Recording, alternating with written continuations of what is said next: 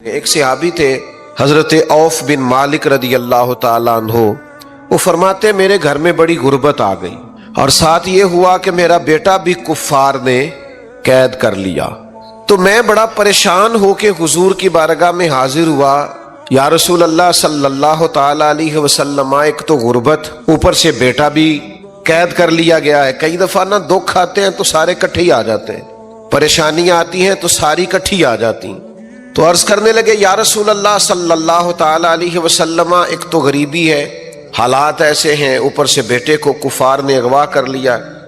تو اللہ کے حبیب نے فرمایا اللہ پہ بھروسہ کرو اور لاحول شریف پڑھو، لا حول ولا قوت الا باللہ العلی العظیم، اس تسبیح کو پڑھو۔ فرماتے میں اور میری بیوی نے پڑھنا شروع کیا، اللہ کی ذات پہ بھروسہ اور اس تسبیح کو پڑھو۔ فرماتے ہم پڑھ رہے تھے، بھروسہ اللہ پہ تھا، دروازے پہ دستک ہوئی، باہر گئے تو اللہ نے فضل کیا، بیٹا دروازے پر موجود تھا اور اکیلا نہیں آیا، 400 بکریاں بھی ساتھ لایا۔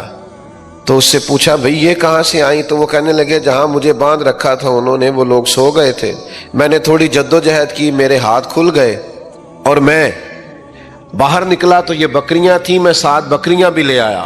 تو کہنے لگے ان کے والد چلو حضور کی بارگاہ میں جا کے پوچھتے ہیں کہ یہ ہمارے لیے جائز بھی ہیں کہ ناجائز ہیں، اگرچہ کافر کا مال ہے اور مال غنیمت۔ تو حضور سے جا کے پوچھا تو محبوب فرمانے لگے یہ سارا میرے رب نے تیرے لیے بندوبست فرمایا ہے۔ تو جب اللہ بندوبست کرتا ہے نا، پھر اللہ وہاں سے روزی دیتا ہے کہ بندے نے کبھی سوچا بھی نہیں ہوتا، لیکن شرط یہ ہے کہ بھروسہ اللہ کی ذات پہ ہو۔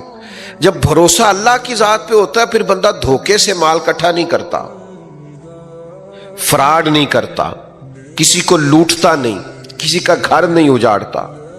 پھر وہ سمجھتا ہے چونکہ مجھے اللہ نے دینا ہے تو مجھے طریقہ بھی وہی اختیار کرنا چاہیے جو طریقہ میرے رب کو پسند ہے۔